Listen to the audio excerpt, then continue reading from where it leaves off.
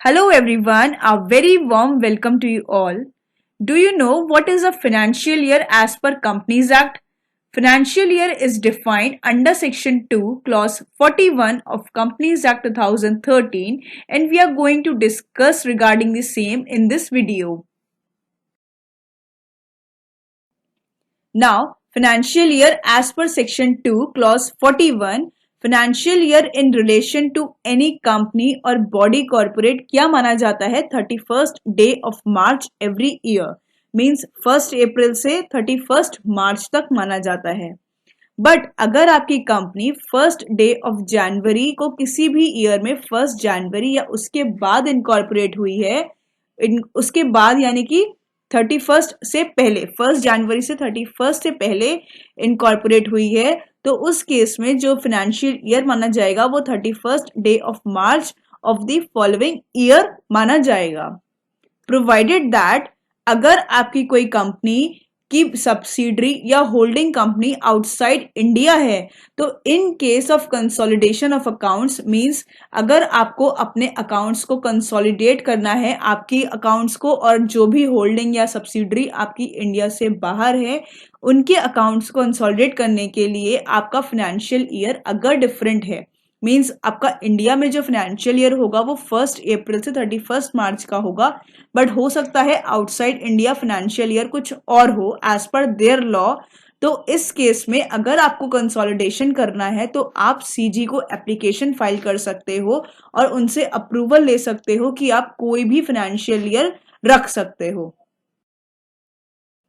Now let's take an example. Suppose आपकी company incorporate हुई हो ऑन 1 अप्रैल 2022, तो इसका जो फाइनेंशियल ईयर एंड होगा वो होगा 31 मार्च 2023 मींस 1 अप्रैल 2022 से 31 मार्च 2023। इन केस 25 नवंबर को भी आपकी इनकॉर्पोरेट हुई हो तब भी सेम फाइनेंशियल ईयर माना जाएगा। अगर 31 दिसंबर को भी हुई है इनकॉर्पोरेट तब भी 31 मार्च 2023 ही माना जाएगा। बट अब अगर आपकी कंपनी 1 जनवरी को भी इनकॉर्पोरेट हुई है तो इस केस में जो फाइनेंशियल ईयर एंड होगा वो नेक्स्ट फॉलोइंग ईयर में होगा यानी कि 31 मार्च 2024 में। अब अगर आपकी कंपनी 5 फरवरी या कभी भी 1 जनवरी के बाद इनकॉर्पोरेट हुई है बिफोर 31 मार्च, तब आपका जो फाइनेंशियल ईयर है वो फॉलोइंग ईयर का माना जाएगा यानी कि 31 मार्च 2024। सो इससे हमको ये पता लगता है कि फर्स्ट फाइनेंशियल ईयर मैक्सिमम हमारा 15 मंथ्स का हो सकता है, 15 मंथ से ज्यादा का नहीं हो सकता है। Now let's take an example of proviso. अब एबीसी इनकॉर्पोरेशन एक कंपनी है जो इनकॉर्पोरेट हुई है outside India. XYZ private limited एक इंडियन कंपनी है, नो मैटर वो इंडियन होल्डिंग हो या सब्सिडरी हो एबीसी की, कुछ भी हो, बट वो रजिस्टर्ड हुई है इंडिया में, तो वो एक इंडियन कंपनी है। अब हो सकता है एबीसी इनकॉर्पोरेशन की और भी कंपनीज ऐसी हो जो दूसरी कंट्रीज में या इंडिया में ही सब्सिडरी हो।